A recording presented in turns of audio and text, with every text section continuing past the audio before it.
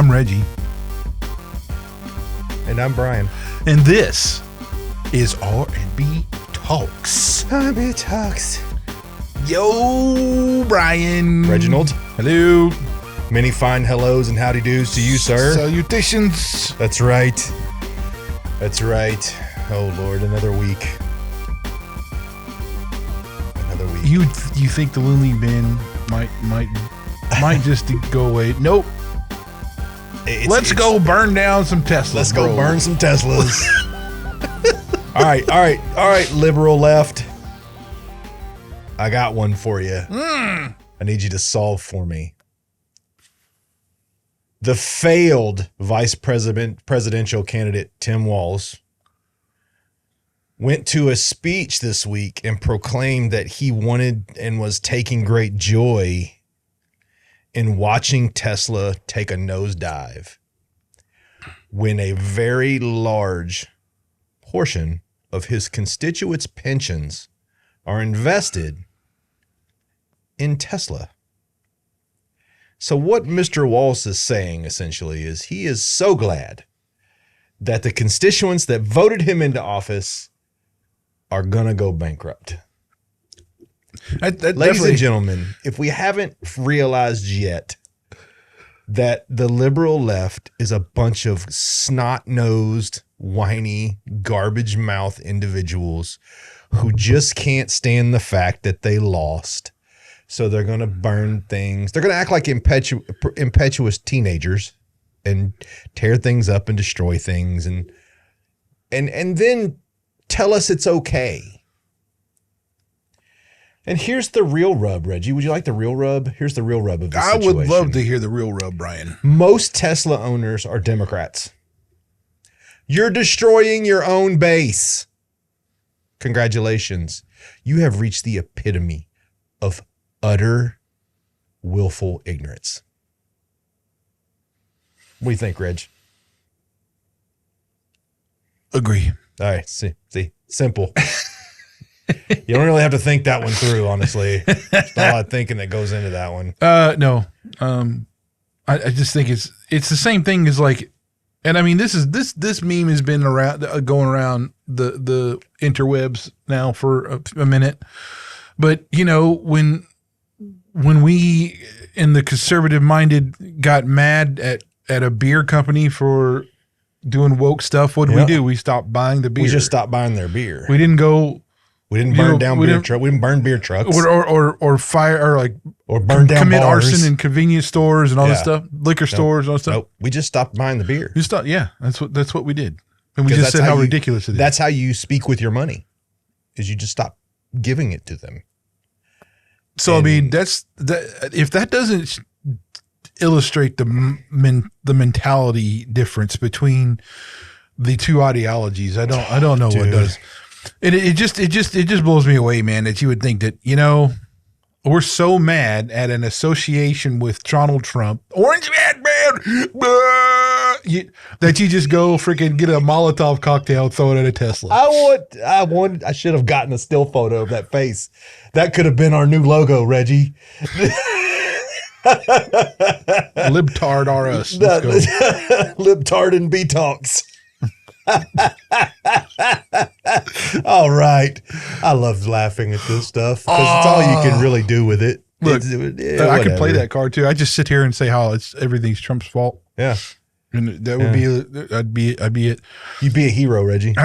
Dude, totally a hero. Cause be a hero, baby. Sorry, I'm good. something so like that. It's so bad. Okay. On a more serious note. Seriousness. Here's my serious face.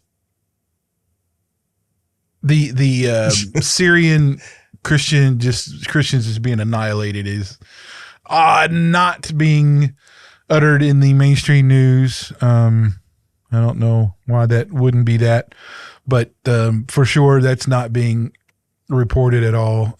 Again, that's what people in general just. It's like, we only watch the professional anchors and the professional journalism. You freaking lunatic. You are. I'm just going to sit over here and let you roll, man. I'm just having a good time watching. Like Reggie's imitation of a libtard. Oh my goodness, dude! Like this is are you sure that's happening? It was not reported on ABC. Yeah, it wasn't reported because all you guys do is report diarrhea water. All you report is diarrhea water news. I mean, it's, and I am going to give a little bit of credit to, and I don't normally give credit to Fox News. But Fox News, a little bit of credit because they actually had some news reporting on this week. I caught a couple of news reports, and it actually, when I read the 2 articles I read, there was no opinions. They were full of facts. They stated their sources, and the article ended on see for yourself, right? It encouraged people to take those things and see for themselves. That's journalism. That's what the news should be. The news should not be an opinion piece. I will say that the news can be a think piece. Like it can make you like ponder, but Fox News hit a couple of really good stories. One of them was on, the resulting conflicts between the Houthis and it was between the Houthis and Israel and America. And it was a very factual article. Like I was impressed. I don't know. I didn't get the name of the guy that wrote it, but he wrote it really well. I was just, but, I think the reason, and I said this, and you and I were in Sunday school class, and I think I said this while you were in there. I think there is more anti-Christian sentiment and rhetoric going around right now than there has ever been. Man, it's hard to say that though. I mean, there's always been anti-Christian sentiments and stuff. It's just a matter of like, you still have radical persecution going on in parts of the world still today, and that will still carry on for a while. Because the very definition of some of these Muslim extremists, they're following the Quran that says they must kill the infidel. I mean, look, the Quran is very specific. Take them to the sword, or I forgot what it is, but come on. That's the book that they follow. So there's that. Well, Anyway, the whole thing here, I just wanted to bring that up just because it's not being said. So I don't think it's bad to say that, even though if you pay attention to anything in the independent media space, you've already seen this, but just in case you haven't, check it out, look for that where it is. There was an interesting thing on March 12th I saw that was posted. Now, I don't remember when this was, but the American Heart Association sent employees to Texas to fight a bill that would stop food stamps from covering candy and soda.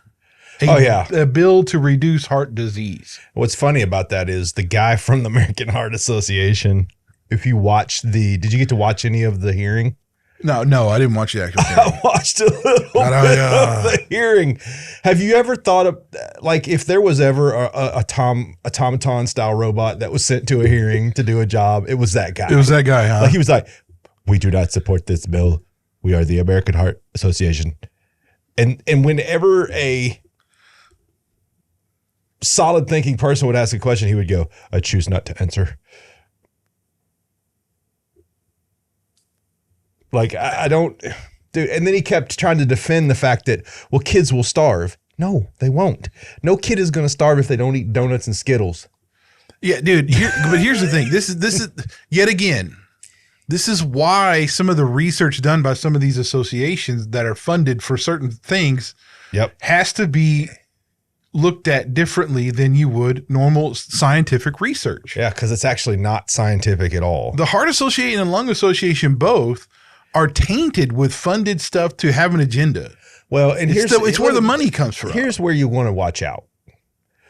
If I walk up to you and say, Reggie, I read a peer-reviewed scientific study that had good sources about this, and then I gave you the sources, you would be far more likely to take me seriously if I told you something. If I walked up to you and go, I read a hypothesis written by a radical thinking individual who doesn't really have any scientific background, you as a free thinking, smart individual would probably go, whatever you're going to tell me is probably going to be nonsense. At least, and that's the difference, right? Like the American Heart Association and the American Diabetes Foundation are full NGOs, of these NGOs, by the way, all have these non-qualified, quote unquote, sociological experts that will try to convince you that what they're saying is true, even though they have zero factual basis and zero studies done. I don't go that way. Well, we've talked briefly about that when we talked about, cigar and pipe tobacco and stuff like that, smoking and all that crap. There's studies that they've done they're not specific enough between them, and it's on purpose. And their conclusions are skewed because of certain things.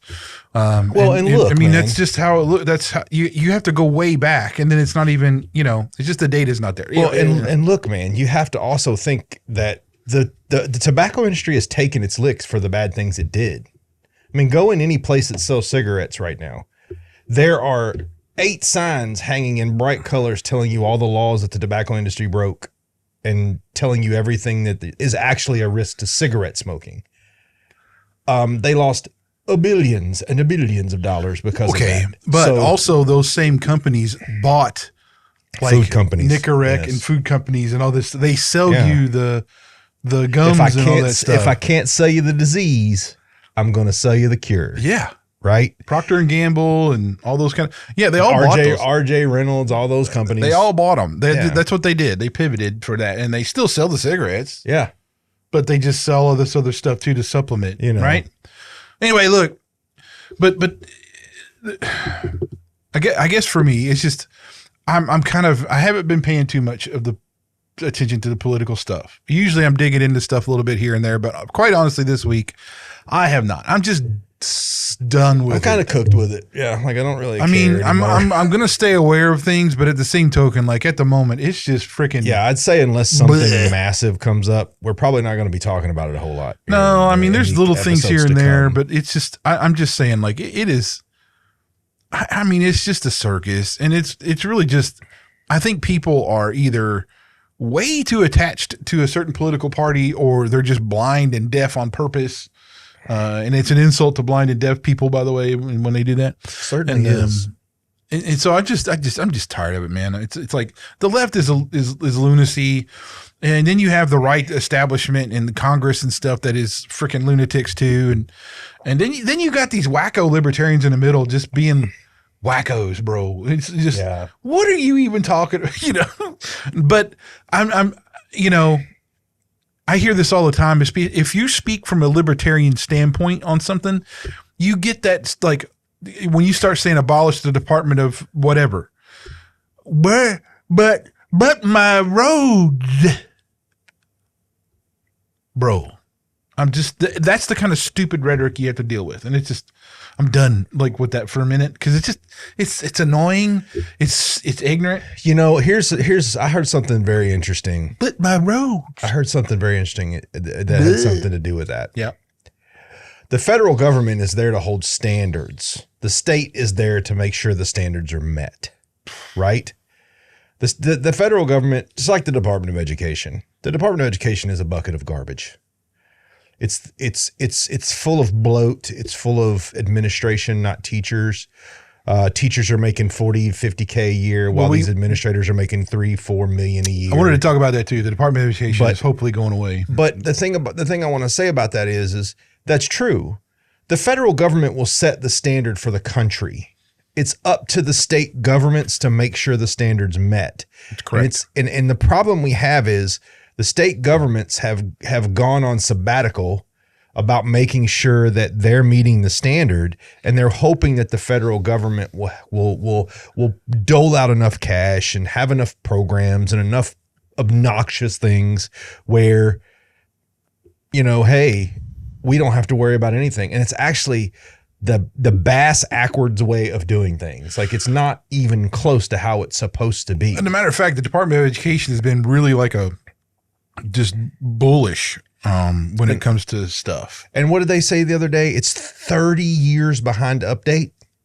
That's impossible to me, that we are 30 years behind the rest of the world's standards in education. Oh, I don't doubt it. And that includes some third world countries that have a better reading, writing, and arithmetic level than our country does,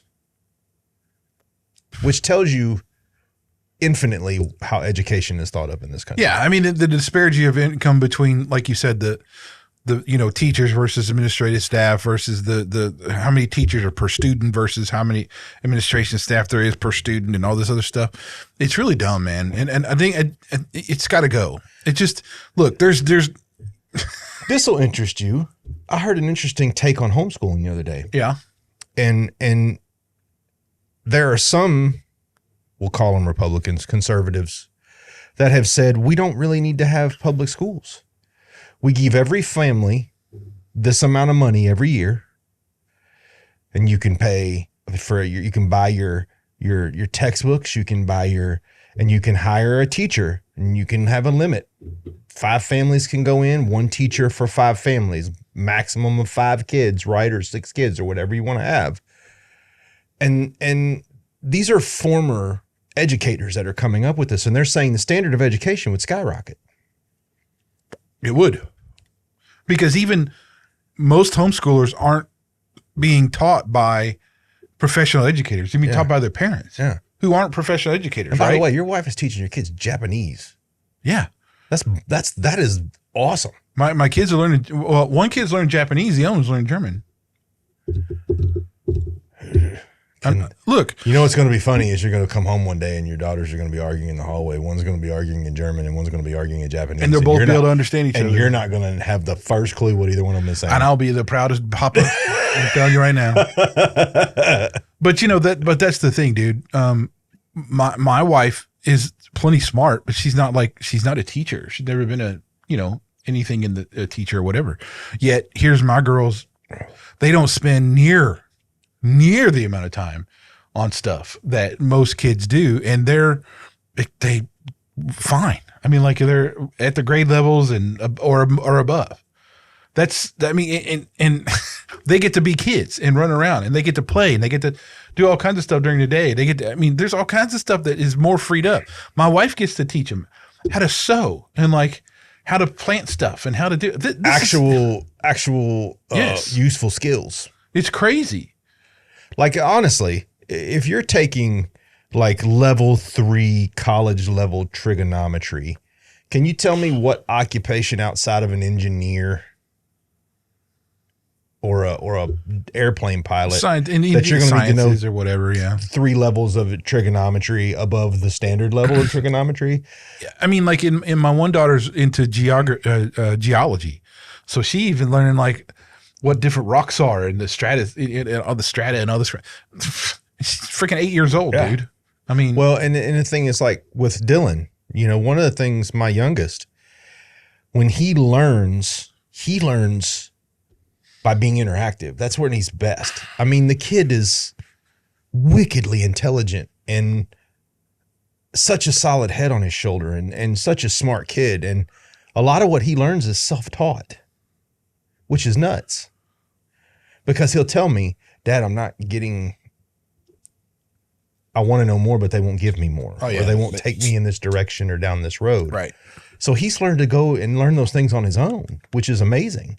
When I was that age, the only thing I was worried about was going to the park and playing basketball and hanging out with my friends. Me too, bro. That's where I was. And he's upstairs watching YouTube videos on, how to do or build or see or how things are made. And he's coming downstairs and telling me these amazing things. And I'm like, where did you, I was like, did you, and every time, did you learn this in school? No.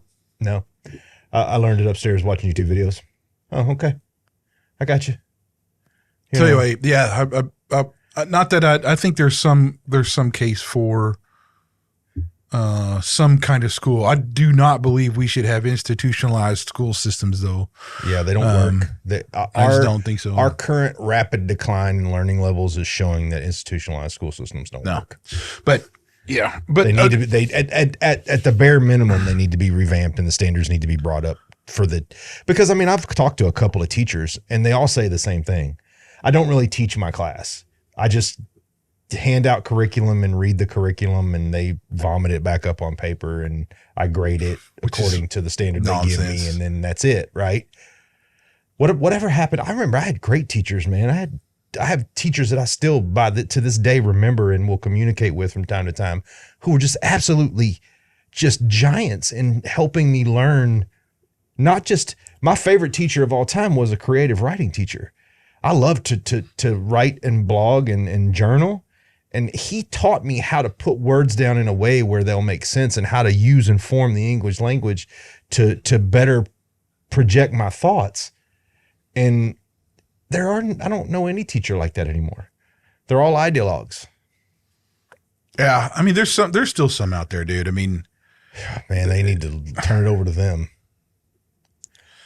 Yeah. But anyway, so here's getting to the topic at hand, Brian. How would you define prosperity?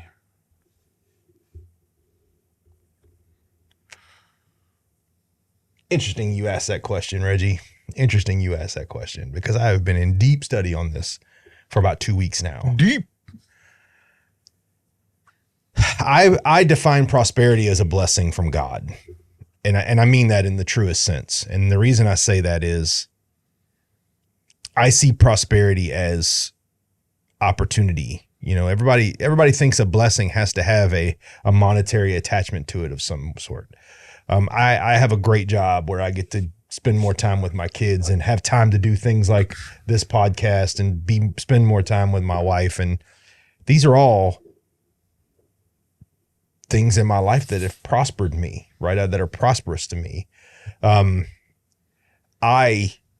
define prosperity as a blessing from God, sometimes in the form of monetary, sometimes in the form of opportunity, sometimes in the form of just a respite, and sometimes in the form of having to suffer something to become stronger. That can be prosperous too.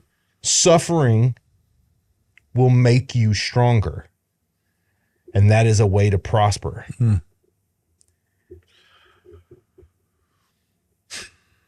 Let's do, I want to do this.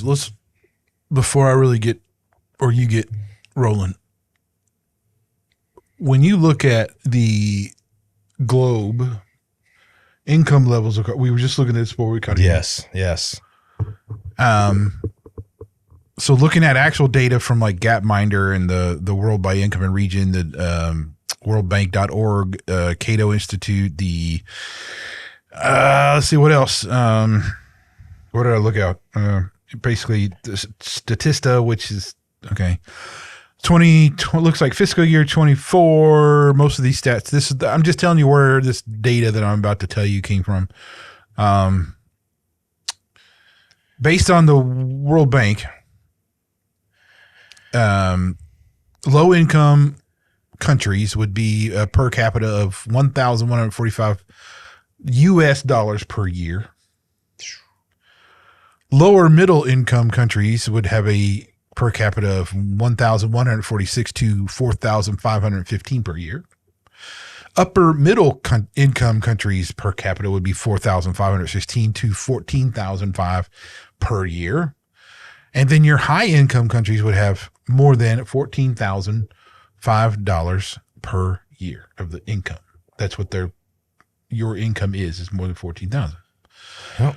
Now, the Gapminder stuff says your $730 a year is, if you're less than that, you are in poverty as far as the globe goes. If your bare necessities are being met, you make $730 to $2,920 a year. If you are moderately comfortable, $2,920 a year to $11,680 a year. And you are in the high income bracket of more than $11,680 a year, right? more than $32 a day. Huh.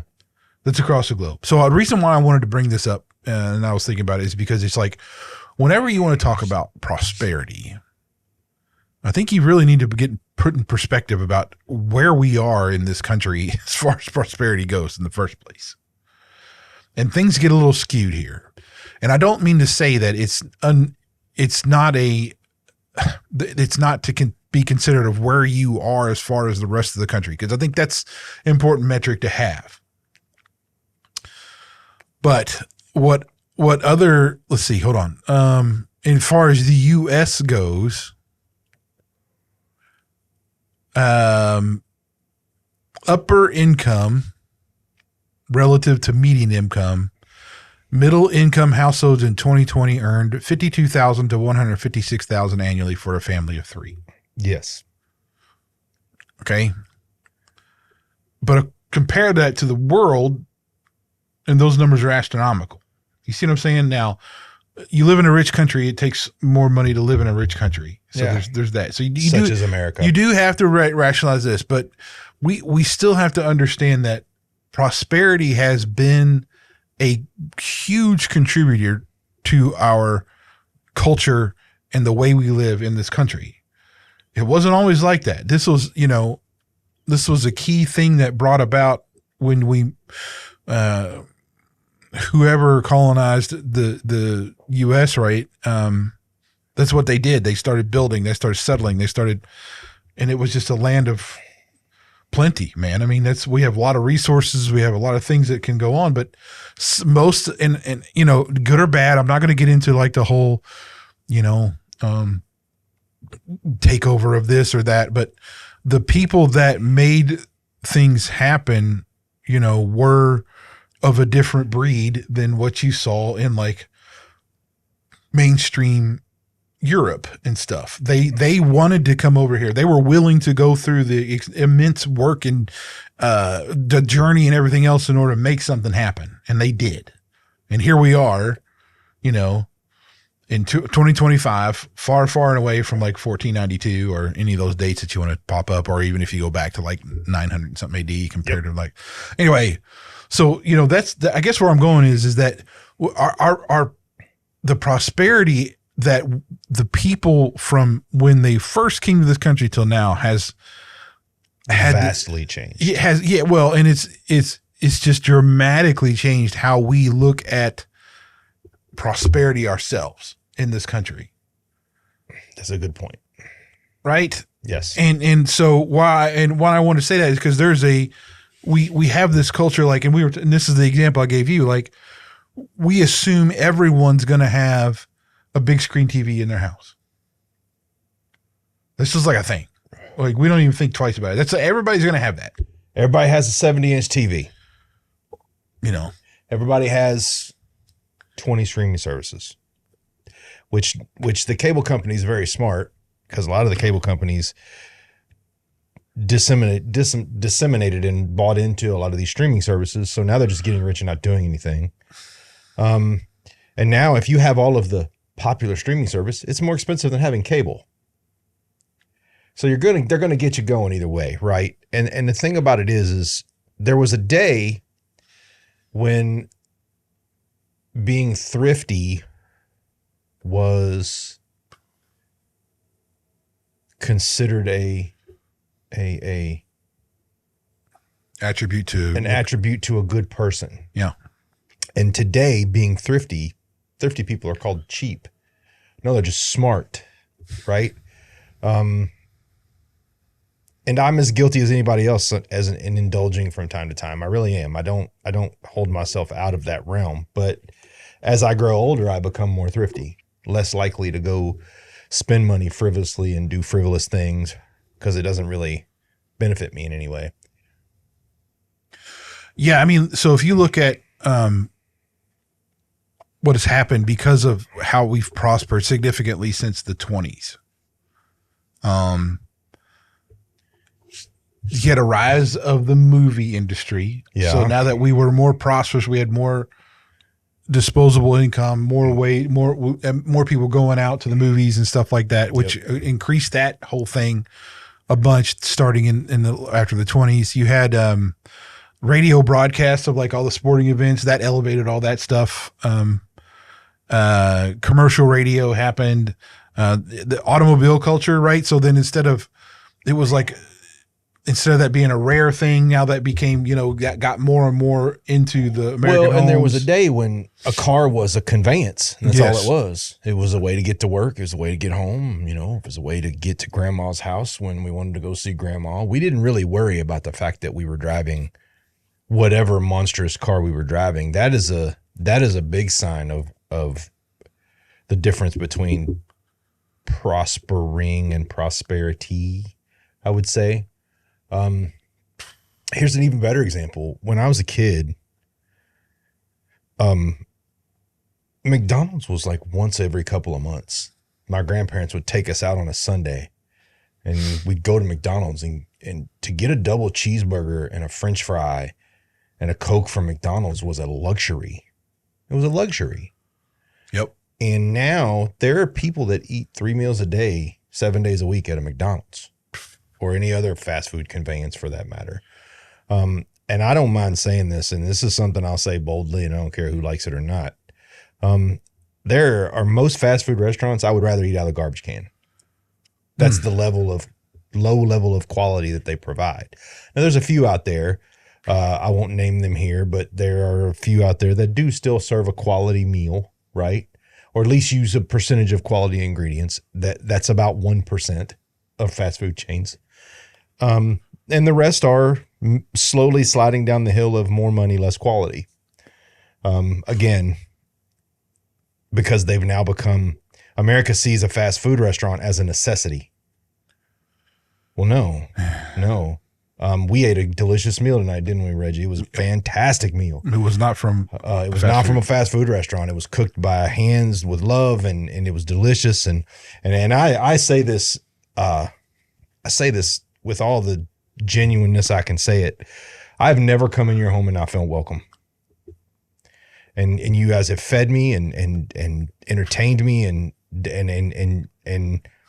I forever will hold those memories because those are truly good memories of sitting around a dinner table and chatting and talking about the world and each other and getting to know each other and asking sometimes foolish questions and sometimes serious questions, right? But you can't do that in a fast food restaurant.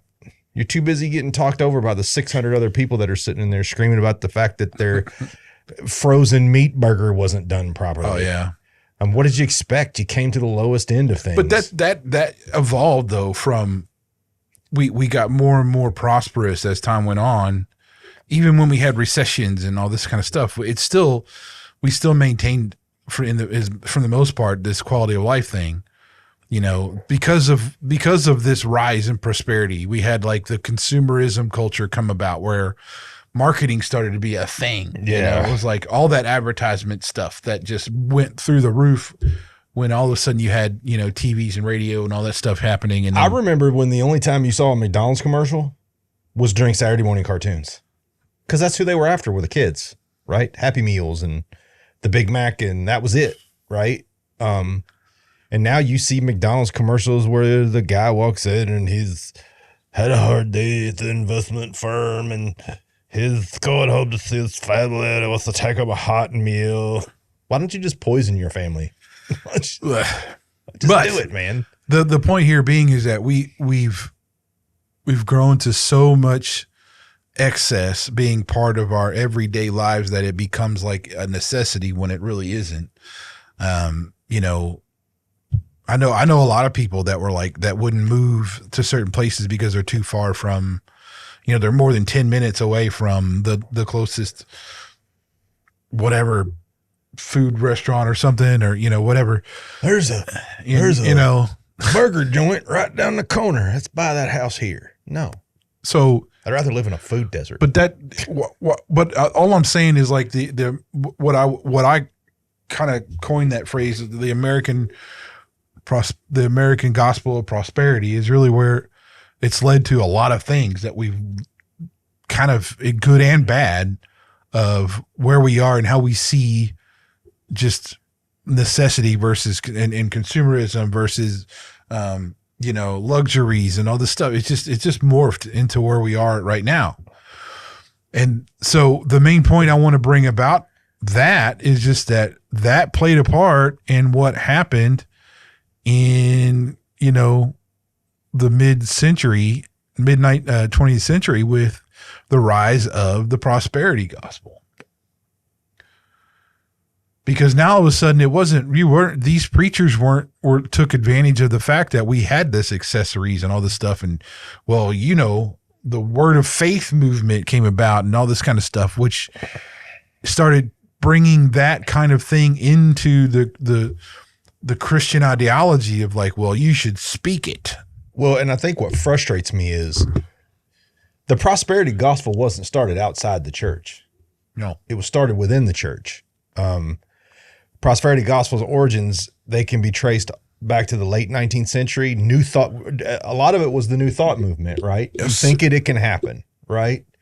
And then power of positive thinking and positive mindset and all that. And don't get me wrong, I'm a guy who I think being positive can be a very powerful thing. But I've never thought that, if I just think about this amount of money, it's just going to happen. No, it's called hard work. That's what you remember the book, The Secret? Yes. It's exactly what that was. It was a freaking new age phenomenon, take that check, write that check for what all this stuff, think if you believe it enough, it'll happen kind of stuff. Well, and the charismatic church had a lot to do with it too. Like the Pentecostal church in the early 20th century, along with that, really created this toxic prosperity gospel that has just really kind of grown today. And an example of that is when you would have the old church tent revivals and they would come out and go, oh, well, I actually went to one time and I thought it was, now don't get me wrong, I've been to some really good tent revivals, some good preaching, some good message. But these tent preachers, I went to one time and he came out and he goes, I can only continue my ministry if I get a percentage of what you get. And if I don't have that money, my ministry will die. You sack of crap. You lying leech of a human being who is taking advantage of people's faith in an attempt to enrich yourself. Yeah, but okay, I'll qualify that. Now, I don't disagree with you, Brian. I really don't. I think it's absolutely abhorrent, but it is tough to be in a position where you're fully funded by donations. So I mean, let's recognize that for one. Asking for donations kind of thing or whatever. It's hard. That's hard to do. It's very hard to do. But the thing about walking in faith and you're deliberately out there. I mean, you got to understand that also too, he will provide. There has to be a purpose to suffering. Well, I know I'm getting there. If there's no purpose to suffering, but the suffering part, well, we'll get into this in a minute. Cause I think we're jumping ahead a little bit here. Because I think this is important we need to clarify and define the prosperity gospel. Yeah. So define it for me, Reg. Well, I'll tell you a couple of things because I have 30 pages of notes here. So you have to. Dude, I've got like 12 and I thought I was doing good. I know. Well, I did a lot because this is a subject I know very well from experiences I've had and that kind of stuff. But here's a couple things from the Nelson's New Christian Dictionary. Positive confession, also known as name it and claim it. Prosperity doctrine popularized by the several American televangelists under the inspiration of Essex William Kenyon. So that's who kind of ushered in this kind of thing, word of faith movement, that kind of stuff. It is based on the biblical premise that since faith is a confession, anything that is confessed with the mouth can be realized. This teaching has been espoused by many popular evangelists, Jim Baker, Kenneth Hagin, Kenneth Copeland, Joseph Prince, Frederick, T.J. Jakes, whatever. Well, here's bunch of people who, and it's weird how it went in phases. Like you had the initial phase of prosperity gospel, which came through, again, early of the 19th century thought movement all the way through, and then there was the next level of prosperity gospel was the post-World War II movement, which was, that's when you started to see radio and television start to kind of jump into it. And you heard the radio preachers, send me $5 and, blah, blah. And then you had guys like Oral Roberts and Kenneth Hagin and all. They were spreading this message of faith for health and wealth, man. It doesn't work that way. The premise was that God wished, it was God's wish that everyone be healthy and wealthy, right? That's what their whole premise behind doing all this is. God wishes everyone, and they would point out to everyone, this whole boisterous thing, and you all can be healthy and wealthy by sending in this donation of blah blah blah. But and then also too, there was a counter to that, which was like, if you weren't healthy or wealthy, then you had a faith problem. Then it was a belief problem. It was a faith problem. It was a spiritual problem. It was something. You had a problem if you didn't have this. So you just didn't believe it enough. Right? Yep. And this is horrid teaching because it neglects like so much of it. Neglects every narrative in the Bible. It's just because okay, this is how I'm going to break this down a little bit, because the Christian life is not based on earthly materialistic things or even never has been. Earthly currencies of any sort, really. It's based on the eternal perspective of where you're going to end up how you're preparing for the life after this one. Store your treasures in heaven. And it's not even really about quote unquote your treasures either. You're just trying to make sure that you've realized the truth that there's more to this life than what we are seeing now, that there is a God, that there was a Jesus, that he did die, he did rise from the dead. His teachings are correct and true inside the New Testament that has been the disciples and the apostles took forth and spread the message throughout Christendom. So you take that and that's the truth you need to live by. You go by that teaching. That teaching does not say anything about you being healthy or wealthy. It's matter of fact, your wealth and your health is bound in it's bound in Christ. If we were truly about health and wealth, Jesus would have been wealthy and wouldn't have had to die and all this. I mean, that doesn't make any sense. Instead, he suffered and suffered tremendously. Yeah, he chose to suffer. God wanted you to be rich, so he had his son murdered. That makes no sense. It logically doesn't make any sense. That's just dumb logic. And then I've heard a lot of people go all the way back to like the blessings of Abraham and how that does and all this stuff. No, that does not mean you're also supposed to be healthy and wealthy. We're talking about an eternal perspective. We're not talking about the life we live today. There's a large, and I'll get a little bit more into this in a little bit, but there's a large part of our modern church that has forgot the lamentations in Psalms, the lamentations of Paul, and the some of these things that are so critical. How the suffering servant. I mean, there's so many things that just we're neglecting. But in general, though, this was propelled way forward, going back to the history of things, with the televangelists. And as we know now about lots of these televangelists, there was corruption, there was fraud, and all. There's been many of them that have gotten in. Well, and I think the water. 80s, I think the late 70s and almost all of the 80s and a little bit of the early 90s were the golden age of televangelism. When we're thinking about examples, Jim and Tammy Faye Baker, dude.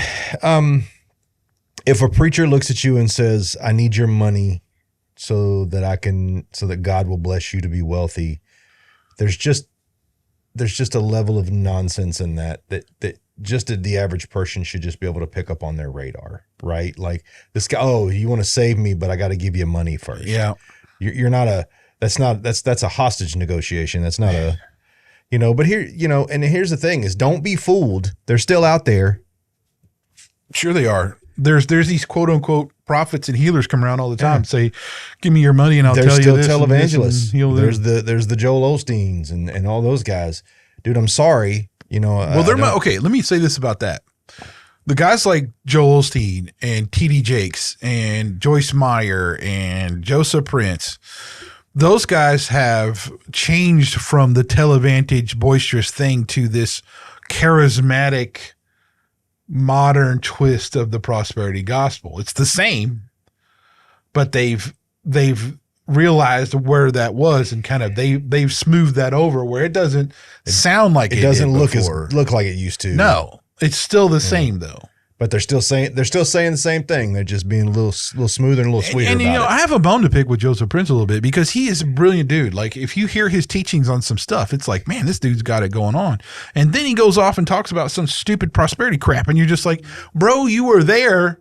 Yeah, because I've heard him talk about Melchizedek and then that was pretty brilliant. Then he was talking about the priestly robes of the back in the time of like Solomon and stuff. He's even talked about the burnt stones, and I mean, he gets deep into it. It's like, dude, this is rocking. And then it always he ruins it because he gets into the stupid stuff. But anyway, I digress. It just floors me, man. That you'd had a guy that's so tuned into some of the stuff and just miss out on some of the other things. But I'm not condemning. Let me make this point. Me and Brian are both not about condemnation. That is not what we're saying. It's merely using examples of the people who are known for this stuff, right? Now, I'm not calling them anything other than I don't know Joel Osteen. I don't know any of these guys. Prince. I don't know any of those guys in person. I don't know. And honestly, man, it would tickle me to death to sit down and have a spiritual conversation with them. I would love to sit down and hear what they have to say. But here's the thing, and this is me, been me all my life. A lot of this is from examples of things that happened to me when I was a kid. I don't listen to what you say. I watch what you do.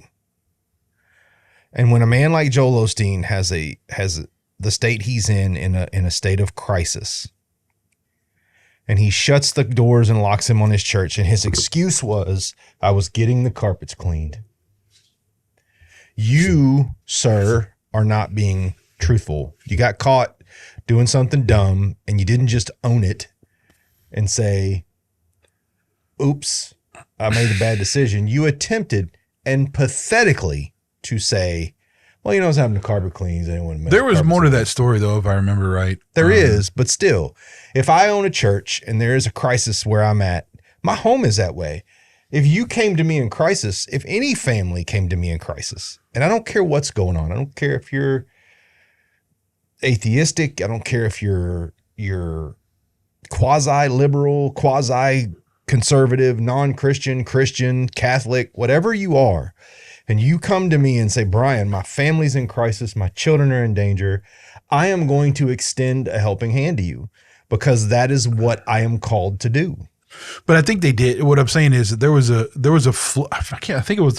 they had some kind of flooding inside the flooding and something else is why the building didn't get opened up first because it was unsafe or something. I don't remember. Yeah, but what we it don't was. know if that's actually true or not. Well, no, I don't. That's to me. That's until you show me evidence. That's spin. I get you. I'm just saying there. I wasn't there. So for me, if the basement of the church is flooded, the first floor is still open. I get you. I don't know I wish I knew everything about that because that'd be but that's not the point. The point is, the thing that really bothers me more than anything about prosperity gospel, more than anything is, it takes away from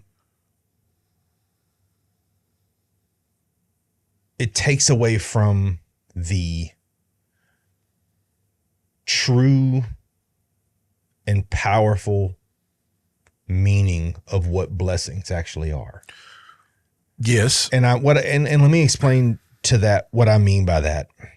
I'm going to use this last couple of weeks as an example. you know, I had to buy a car. I didn't want to buy a car. I don't want to ever have a car payment again. I was without one for a long time. I had just gotten us back to almost zero debt, and all of a sudden my car blows up and I've got no choice but to buy a car. Got to get back and forth to work. Right after that, the stove dies, the microwave dies. Today my wife's car went kaflutz and we got to pay to fix that. I do not magically believe if I go home and sit down quietly and say, God, can you drop a pile of money in front of me? I believe in you, so make me wealthy. But what I think God is teaching me is, Brian, you have to worship and recognize me in all conditions.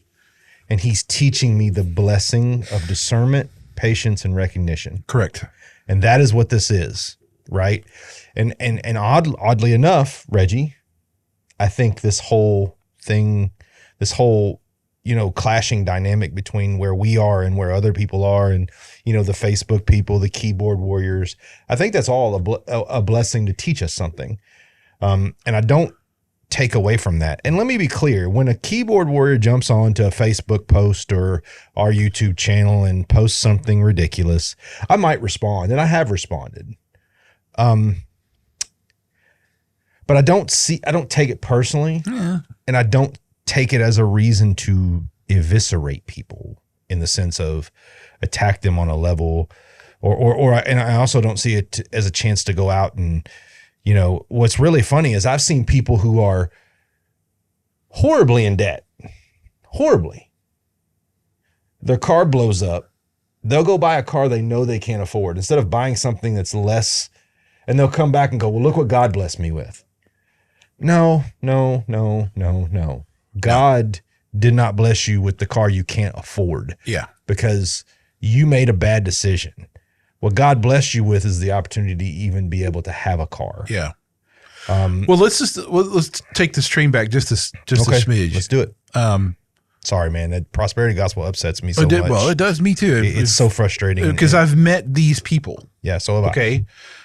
You got to. My dad was a Pentecostal person. I mean, that's the world he lived in. Caveat.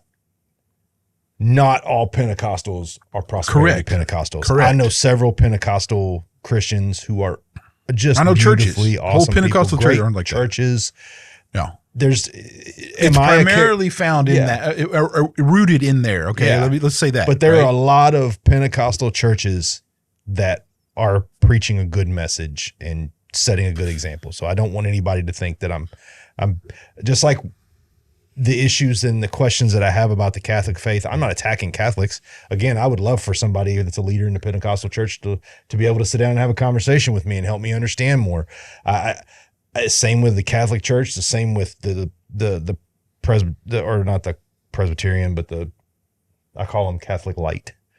The Lutherans? The Lutherans, yeah. Yep. I would love to sit down and have, I have biblical discussions. Had most of the time when I've had, and I'm not saying that this is all Catholics, but most of the time when I've sat down and had a challenging conversation with a Catholic, they get a bit defensive and they don't really explain a lot. They spend a lot of time playing defense. And really what I want to know is, truthfully, what is your doctrine? What is it truly about for you? What is it? That's the thing I want to know. I'm not worried about what your cardinal believes and the Pope believes and the priest believe. I want to know what you as an individual find as the attractant to that. I want to know where your spiritual walk is with that. That's what I want to know. Because those are the things that I really help me learn about people, right? You telling me all the defenses that anybody puts up for something that you're doing is not telling me why you do it. It's telling me that you might not know why you're doing it. Well, yeah. And especially with the Catholics, dude, some priests are spot on, and they really do know their stuff, and they're pretty anchored into what I would say is the root of the gospel, but some of them aren't. But here's what I'll say. But I've been to many tent revivals and many things where it was some traveling person, and my dad would drag me out to something or this or that and all this stuff. I've heard all kinds of stuff, dude, throughout my life of things. And, it's where I'm at now. And, it's interesting because I look at that as a blessing. even though at the time it felt like torture, but like it really, you know, but looking back on it now and knowing what I know now, it's a lot easier to put these pieces together and understand some things. But what boggles me about the prosperity gospel is it takes away some of the stuff we've talked about before about how true change only happens when you really got to go through something. Yeah, you got to go through it to get to it.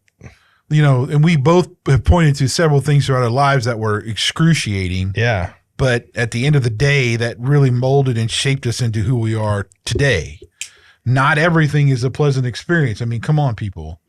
So what I think part of the prosperity gospel takes away from is the goodness that comes from suffering or tragedies and all this stuff. There, it's not like God does not waste a tragedy. It is never wasted. There's always a good that comes out of this. Okay. And I think that's taken away, because if we were all have all this immense faith and we all had healthy and wealth, and you wouldn't have these like key pivotal moments in our lives that morph and mold us. You know, how could we be iron sharpening iron if we weren't able to be chipped away at?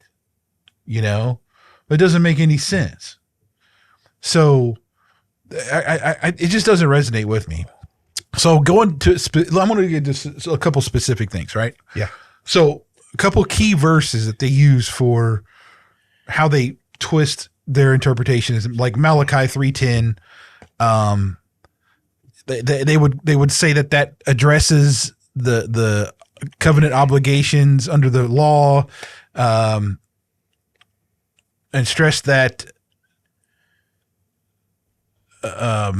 it's a universal promise of financial return is what they would say, kind of thing. Yeah. John 10:10. Yeah, like John 1:2. So what I did, I asked Perplexity, I said, hey, how would someone like Vodi Bakum refute the proponents' interpretations of these specific texts, right? Now, if you're not familiar with Vodi Bakum, he's very much an very clear, very hard proponent against, I shouldn't say proponent, opponent of the prosperity gospel. Mm-hmm. He's done many sermons where he's highlighted all this stuff, and like too many. So I didn't want to go through and watch. I didn't have time to go watch all those sermons again because I've already seen a lot of them. So here's how he would say. I'll quote this: the storehouse in Malachi refers to Israel's temple system, not modern churches. Reducing God's blessings to monetary returns distorts the gospel's call to sacrificial generosity, which is exactly how I would look at 3:10. I would not look at that as like some kind of universal promise of financial returns. Yes, very true. 3 John 1:2, right? Bakum would say this is a greeting and not a promise. Whereas in the prosperity gospel terms, they would look at this as like a freaking promise of prosperity and all that kind of stuff. But the Greek term for prosper, you do, refers to general well-being, not guaranteed wealth. Okay. Yes. John's prayer for Gaus's health and soul contrasts with prosperity theology's focus on wealth. True prosperity is walking in truth, not accumulating riches. Yes. So he pulls. So I mean, I'm not going to go through all because there's a bunch of these, and I might see if I can't put some of this in the description. I doubt if that's all going to fit. But overall, what happens is that, and even I asked even a better. I thought a better question was how would Spurgeon receive or reject the prosperity gospel? And it was pretty much the same thing, right? Yeah. It was, and let me hold on. There's really good ones in here. Hold on. Like I said, I have Spurgeon emphasized the accumulating wealth should not be a Christian's primary goal, right? That's not your goal is monetary wealth and stuff as your life here on earth. You're supposed to live and be more like Christ every day. That's your goal. So he said to live with the object of accumulating wealth is anti-Christian. You know, he also said God is sovereign, and he's not like some quote unquote cosmic bellhop is what he said. Yeah. Serving human desires. That's not what he does either. Proverbs 10:22. The blessing of the Lord makes a person rich, and he adds no sorrow with it. Now, I think that's pretty clear. The blessing of whatever God blesses you with is through his glory. And if you are truly in tune with the blessings of Christ, then you won't really have any sorrow. Now, yeah, you'll complain sometimes and you'll wish, but at the end of the day, when I close my eyes, I got a roof over my head. My children are healthy. My wife is healthy. Everyone's safe.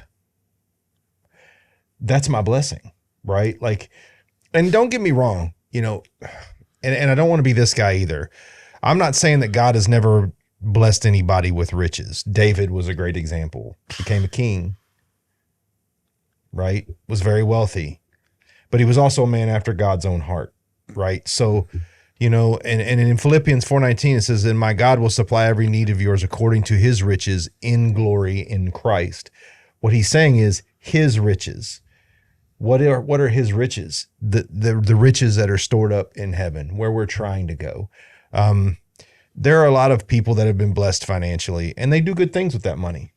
And I applaud them for being generous and having good stewardship. And here's a good example of that, right? There was a doctor couple. They had grown. They got to a point, and I forgot what the number was. But they reached a point in their income. They said, you know what? From now on, this is the income we're going to live on. Everything else we're going to give away. Yeah. Well, both those doctors actually ended up opening their own practices. Yeah. Becoming very, very monetarily wealthy. And they stuck to what they said. And they gave away they did. And I know this for a fact. This is not like a one of those like made up myth stories. This is like actual people that went to church where I was at. Yeah. And that's what they did.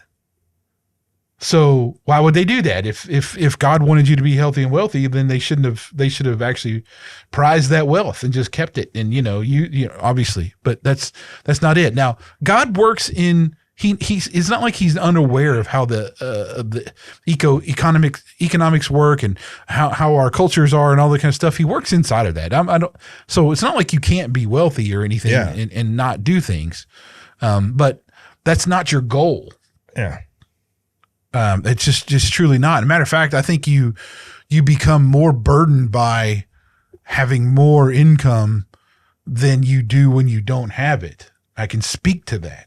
Mm-hmm. It's much more of a burden to me because now it's like I'm a stewardship of more that I have to take care of, and like it's not even. I have to keep constantly telling myself it's not mine, it's his, and that's it's tough to do, man. It's just because of our nature. And I'm not like don't get me wrong, I'm not like super wealthy dude or anything, but I got a good job and I've been there forever, so there's that. But one other point is about the whole wealthy, healthy thing is like Christ and God and the Holy Spirit are sufficient. Mm-hmm. He is your portion. Take this bread. Remember me. Drink this juice. Drink this wine. Remember me. Well, that's sufficient. We pray over meals because those meals are a blessing to us. We pray over our children because they're a blessing to us. And I think this kind of folds into, I've always talked about our inability to recognize miracles, right? Like we have so become the impetulant child with our hand out and expecting God to give it to us that we don't recognize the day-to-day miracles that happen in our life. And those are blessings. The sun comes up, the sun goes down. You have another day. You are not guaranteed tomorrow. And to wake up every morning to another day is a blessing. And I struggle with that a lot because I do a lot of work and I'm running a lot, but I always try to keep focused and remembering it's a blessing that I get to do these things. It's a blessing that me being tired from a long day of running with the kids and doing things with the wife and working, and that's a blessing. because that's a tired from engaging with the miracles that God wraps around me. Yep. Right. So I and people go, well, money's the ends to a means. Actually, money's not an ends to a means. Money is a tool. It's like a screwdriver. The more tools you have, the more things you can do. But you'd be amazed what you can do with just a screwdriver. Yeah. Right. So. All right. So one other aspect of this is what I ran into an article called "What Do Miserable Christians Sing?" It's a journal entry, right? I forgot who wrote it now, but one of the big things for me when I was at a big church was the attention that Hillsong and Bethel and Elevation all have in the Christian music world.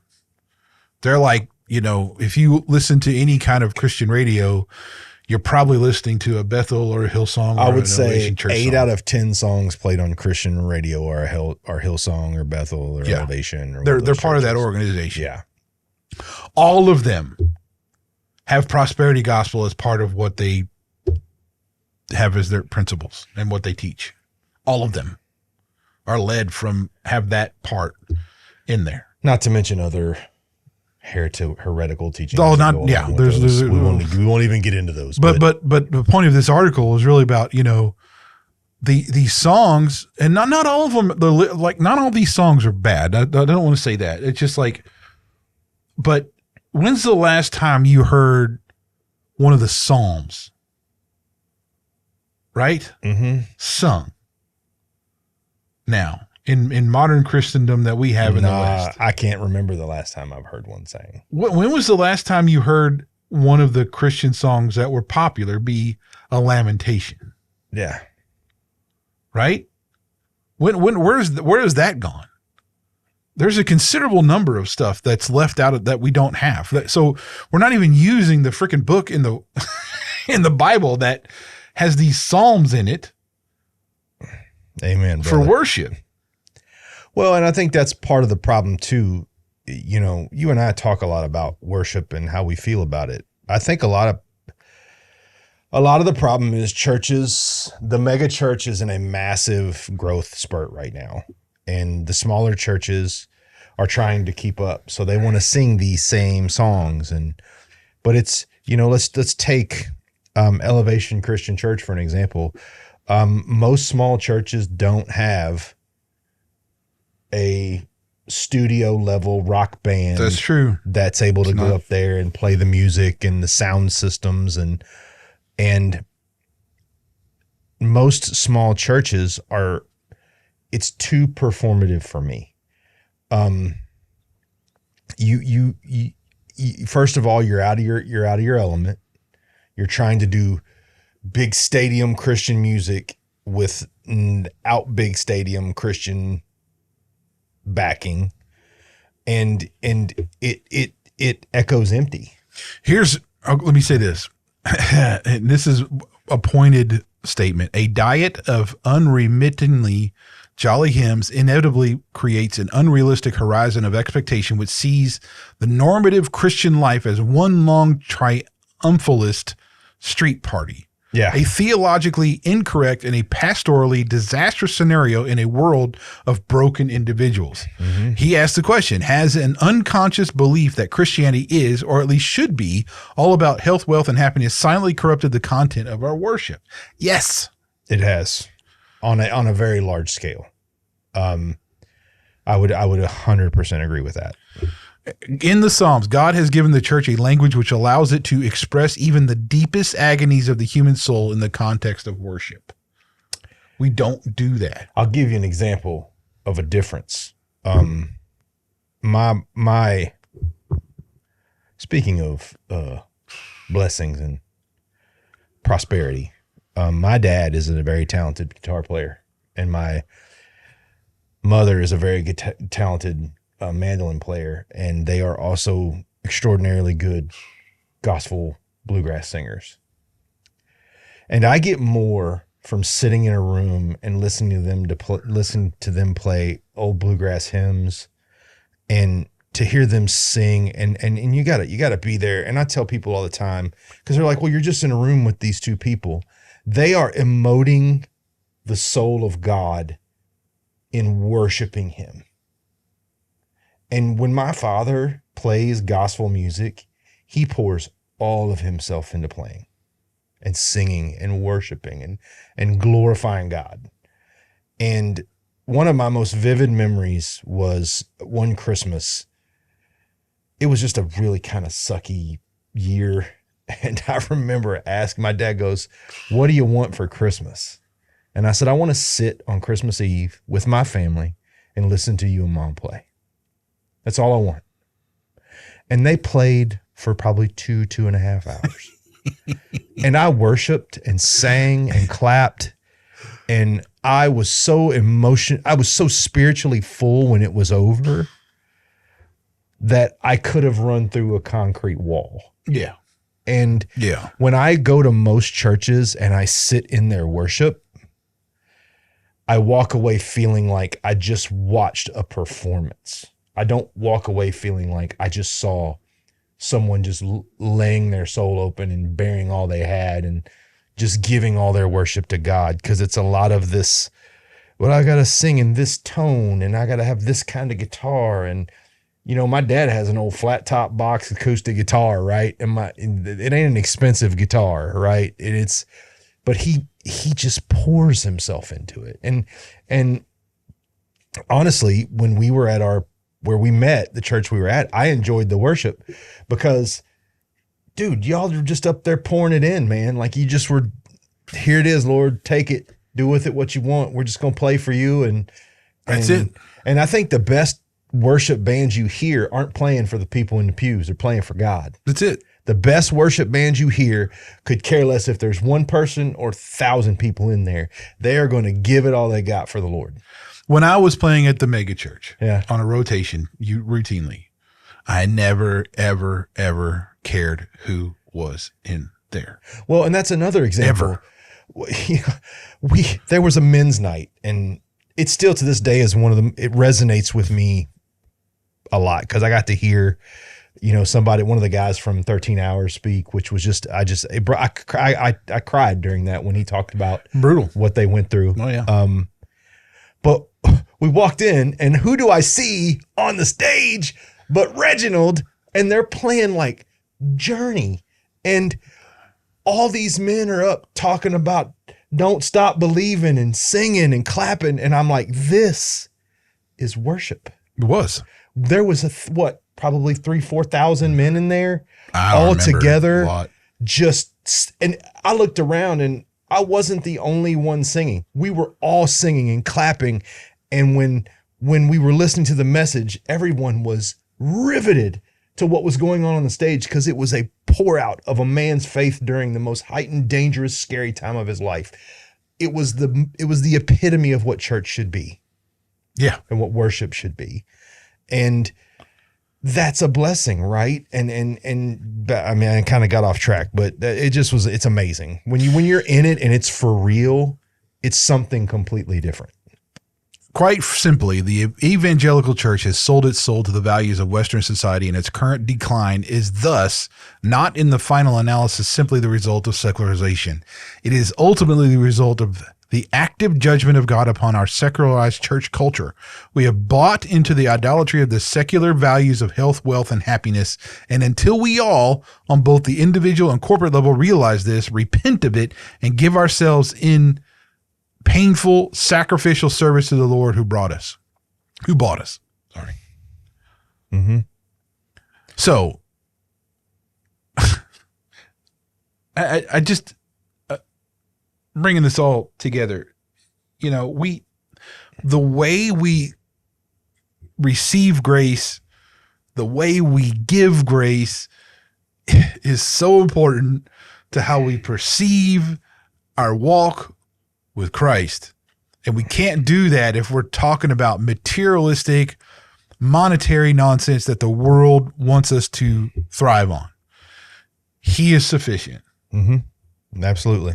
We don't look to those things, and we can easily, and this is why we talked about prosperity in the culture and how that's led to something stuff, because we have to be ever vigilant about where we are, who we're living for, why we're here, what's our identity, well, and what can we do with it? And this leads to, and I'm going to confess, when this verse popped up, I was surprised. It mainly because I get something completely different from it at the age I'm at.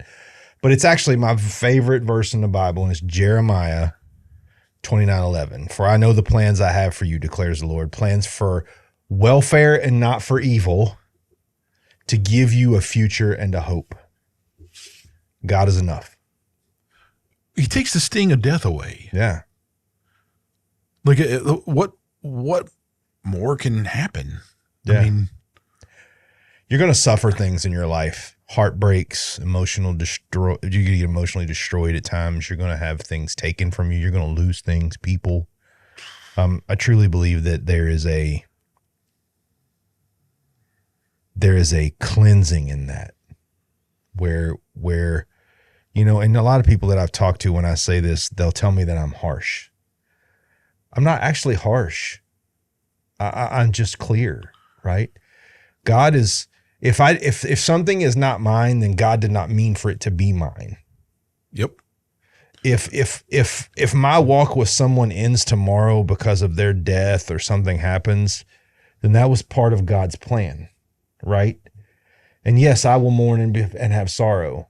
But at the end of the day, if I believe he's sovereign and that he is what he claims to be, then it's all part of his plan, and I have to be okay with it, right? And I know that sounds very simplistic, and it's not. I mean, there's a lot of heartbreak and emotional pain that comes from a lot of the things that we have to go through. But at the end of it, God does not wish pain on us. He wishes us to grow. And sometimes pain is an ingredient. Yeah, it's a method. Yeah. I mean, we're all going to be chipped away. We're all going to be molded. Yeah. Usually that's not very pleasant. No, sir, it is not. But at the end of it, it was for a purpose. Yeah. And that's what we need to look to. That's the hope that you have. Well, that's why you need to embrace the pain. Right? I mean, it's I think part of the problem now, and I look at a lot of our cultural things that are going on. You got to learn to be okay in discomfort. When we do the things that we do to numb our pain and take away from our pain, I believe it's because part of us as our earthly person has bought into the lie of prosperity. And when we don't have that, we seek ways to numb ourselves from the pain of not having it. And I think that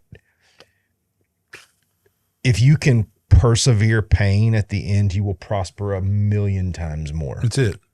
That's not some kind of like fluff I'm telling you, and it's just the truth. But I mean, every person has those moments where they're driven to their knees, just crying out about something. Mm-hmm. All kinds of things. And look, because that's what we should do. That he is your hope. Yeah. He is your rock. And whatever, and then the faith part comes into when it's this is, the answer isn't okay, here you go and you're free from it. The answer is hold on tight. Yeah. I'll be here with you. Yeah. I'm going to bear this burden with you. There have been times where I have been in the worst of the worst situations. And in those times I have felt God more than the best times of my life. There's a lot of stories of where people don't even realize the truth of Christ and where that he was and all these things until they're brought to the breaking point. Yeah. And sometimes past it, tons of people. And that's because we are humans. That's what we do. We are usurpers, and it's hard for us to not be that. And sometimes we have to get broken before we can get put back together and changed into a creature that is not so reliant on our ability to be usurpers. Yeah. So anyway, look, we live in we are so blessed to live in this country and have the opportunities we do, and be able to talk the way we talk, to have the media we like, all the independent stuff, and it's unmeasurable the blessings we have here. That doesn't mean we don't go through things and that we shouldn't go through things. It just means that we have a lot more that we are stewards of. So take what you will, put your identity rooted into your adoption into the Heavenly Father. Root your way of life into the gospel of Jesus. Lean into the things that he blesses you with, like especially for men, lean into the stoicism, lean into the masculine part of being a leader in your home, because you will find great fulfillment in those things, even in their hardest moments. Right? Yeah. Like I find, and don't get me wrong, I cry and whine and groan as much as anybody, but at the end of it, I usually just wind up going, Lord, thank you for allowing me to be a part of that, whatever that was that you had planned for me. And let's be clear, I'm not the guy that claims to ever know what God's plan is for me. I just know that whatever's happening is part of the plan and I got to go. Right. So,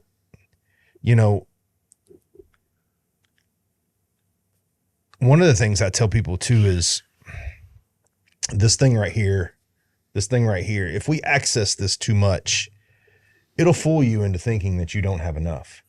If you read enough garbage articles, if you watch enough YouTube videos from quote unquote influencers, we'll call them. They don't influence me in any way. I mean, I'll listen to someone talk and I'll ponder on what they say, but I still make up my own mind. Look for the blessing of quiet in your life. Look for the prosperity of quiet in your life. Take those moments to shut down and turn the world off for a little while and go to your internal voice and listen to it, because it's not your voice, it's God. We are built to hear him. We choose not to listen. True. So, we're R&B Talks. I'm Brian. I'm Reggie. Bye-bye. See ya.